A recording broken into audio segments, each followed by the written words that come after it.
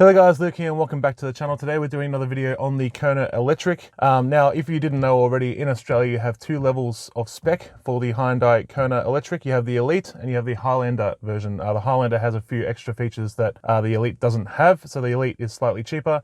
I went for the Elite mostly because I looked at the list of extras that you get on the Highlander. I didn't think it was worth going the extra couple of thousand for the extra features, and we'll go through them in a minute. I think we'll start off just with a basic overview of how the car functions, I think, first. So as you can see, guys, I've just hopped in the car. It's completely off. Everything's off in the car. So to start the Kona Electric, you first got to have your foot on the brake pedal, and then next to the steering wheel here, you have a start-stop button here. So we're just going to press that.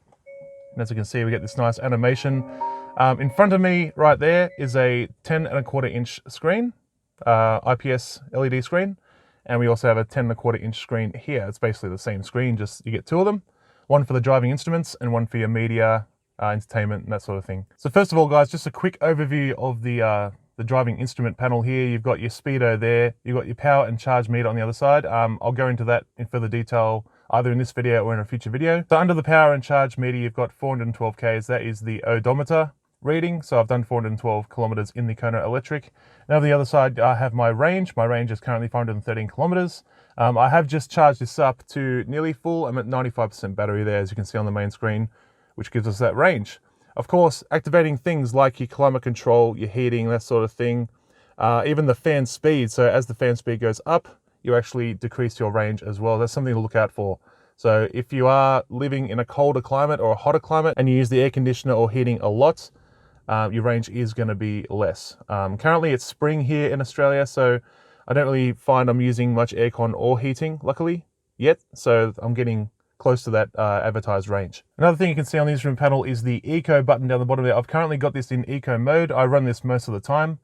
You can change the mode by these buttons down here, actually. You've got here drive mode. So if you press drive mode, you'll see it change here to normal, so normal mode, and then you've got sport mode. Now these actually do change how the car feels to drive. So when you've got it in Eco, it's a less responsive accelerator pedal. It's less responsive in general. The steering's a lot lighter. And as you go to normal, it stiffens up a little bit, and the response is a bit quicker.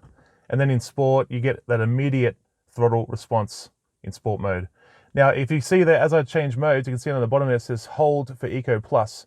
Now, something to notice about Eco Plus. Yes, Eco Plus will get you the most range. If I switch into it now, I'm going to hold down the drive mode button. Now we're in Eco Plus. Now in this mode, still says we have the same range for some reason, but it will not actually allow you to use the climate controls. I believe, I actually haven't tried this. If I press heat, oh, we're still in Eco Plus, okay. I thought it actually disabled you from using that sort of thing. Yeah, we're still in Eco Plus mode. So anyway, I'm not sure how that works exactly, but I thought it disabled you using climate. Maybe aircon it disables you. No, apparently not. All right, our range should change, by the way, if we use air control. Yeah, see that? Range has dropped to 488 now. If I turn that back off, press off, yep, back up to 413 kilometers. So yeah, the range does depend on what you use in the car. Now, I think that's enough about the instrument panel there. I think we'll go on to the physical buttons of the car. So if you look down here to my right, you've got your window controls as normal. Most cars have this, of course. You've got your rear windows, your front windows. Then you've got your lock and unlock from the inside. I still don't know why this is a feature. I don't know. I guess it's handy to lock your car when you're inside it sometimes, I guess, if you don't want someone entering. You got your window lock button here, so no one can play with the window controls. Then you've got your mirror adjustment controls here. And this front button here, you've actually got your mirror controls. So if I leave it on auto, the mirrors just went out again. So basically, when you hop out of the car and press lock, if it's on auto, they will just fold in automatically. So that's what they're set to at the moment with that. If I press it to the right here, the mirrors will always stay out. They will not fold in at all. And if you have it on this mode, the mirrors will always be in. So even if I drive away, they will still be folded in. So you don't want it on that mode usually. So we'll leave it on auto for now. They fold back out. Now going from the driver door controls down to next to the steering wheel here on the right, we have some controls here. So you've got your illumination of the instrument panel plus and minus. So that's not so much for the screen here for the driving instruments. It's more so for the center console instruments. So the lights that light up behind the climate control settings here, as well as those buttons here, the media buttons, radio, that sort of thing. So it decreases and increases the brightness for those. Next to it, you have this button here, which it says P off. So they're parking lights. You can actually turn your parking lights on and off using that button. The one next to it here, there is actually a space here for another button. That has nothing there right now. I think that's a premium model button. So this button here that says auto has a little plug. There's a feature of the Kona electric and other electric cars, I think, as well, where when you've got this plugged in and charging, you can set it so it will automatically unlock the charger once it's fully charged. This is more so if you're in a public place charging your Kona electric and you want someone else to be able to use the charger after you've used it. So when you actually charge in the Kona, the charge port's actually at the front outside, as you would have seen in my last video. The plug actually locks into the car when charging. So if you press this button though, so now it's on auto, when the car is fully charged at a public charger, it will actually unlock the charger so someone else can unplug your charger and plug in their charger. So it'll turn it off actually. I'm not planning on charging this car ever in public. I'm really just charging it at home and then driving where I need to drive. So then that'll never be a handy feature for me. And obviously the last button here, we have the traction control on and off. I'll basically probably never be using this button either. I don't see where I would use it to turn traction control off. It's really just if I want to destroy my wheels, so that'll stay off. So I think we'll move straight onto the steering wheel here. So there's quite a lot of buttons on the wheel, as you can see. I guess we'll start behind the wheel a little bit. So we've got obviously our blinker controls there on the right and our lights, and then on the left stick we have our wiper controls here. This can control the rear wiper as well. And now you'll see some paddles here. You've got a right paddle here and you've got a left paddle here. Now this is not for actually changing gears or anything like that. It changes the regenerative braking. So as I use these pedals, you can see down here below the power and charge bar, if I press the left pedal. All right, I was going to show you what happens with these, but apparently when you're not driving the car, it won't change. But basically got this meter in the bottom there, 0 to 3. That is the level of regenerative braking. So you can set it to really fierce at level 3. You can basically drive this car with one pedal if you have it on 3. Or you can press this this right pedal here to decrease it.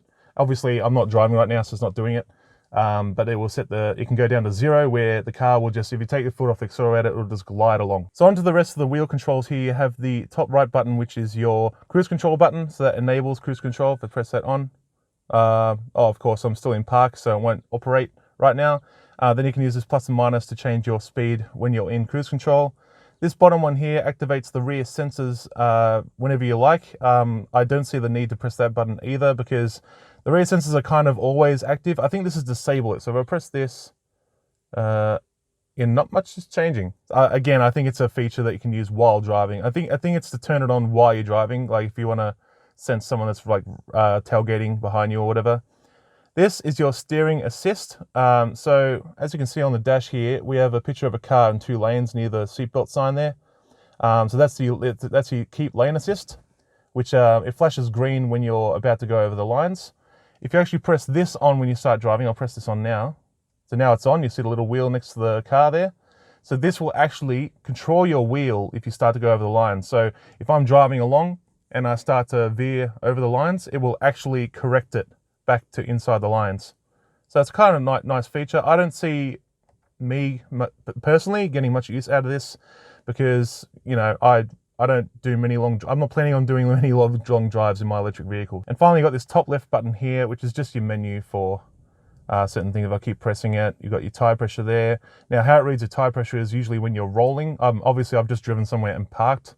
So yeah, it can show me my tire pressure there. They're all around 40. That's your lane assist info there. I don't see why you'd have this on while you're driving. And then back to your speedo, digital speedo. Now, if I keep pressing the up and down arrows here though, you can get different information on battery flow, accumulated info, the data after recharging. So I just recharged this morning. I've done 2.4K since I've just driven away from home a little bit to film this video. And you got drive information there. Obviously I'm not driving right now, so it doesn't matter. And back to your speedo there. So, and yeah, energy flow it just shows you a chart when you're driving. It shows you when you're using battery and when you're putting charge back into the battery through the regenerative braking. So yeah, that is the steering wheel, anyway, right side controls, I guess. Now we're going to the left side. So the mode button will change stuff on your dash, such as between radio, USB music, stuff like that, Bluetooth audio. We currently don't have anything playing, so it's not going to change anything right now. You've got your voice assistant here. So if you want to make adjustments while you're driving, you don't want to use the controls physically, or you want to do stuff with your phone or navigation, you can use that to trigger a response, and you can set in your map navigation data or say call someone, whatever. Same thing with the phone here. So if you have already selected a number from your phone on the center console, then you can use that to call an end call and that accept call. The star button here is a favorites button.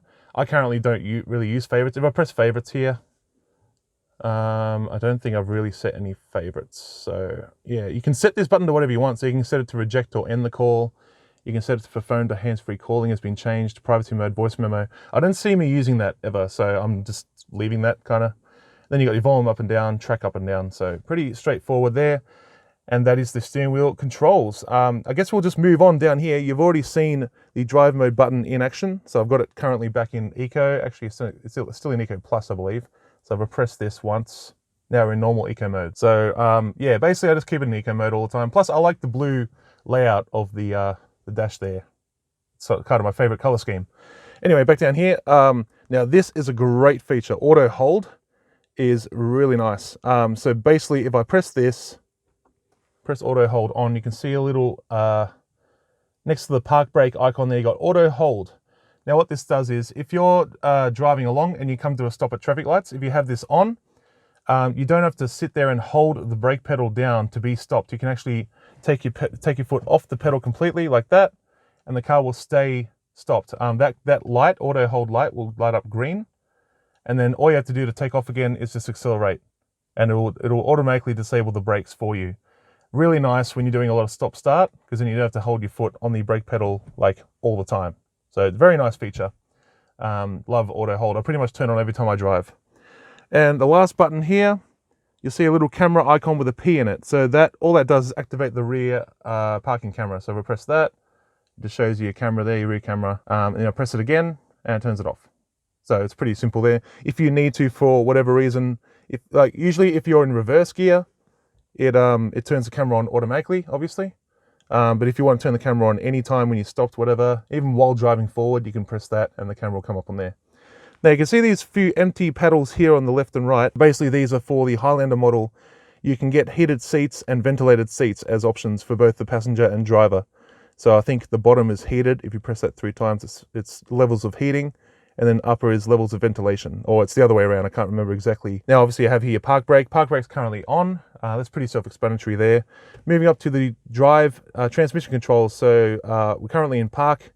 You can go reverse, neutral, drive. I don't know when you'd ever use neutral, because you'd probably be in park whenever you're stopped, I guess. Why would you be in neutral? I don't know.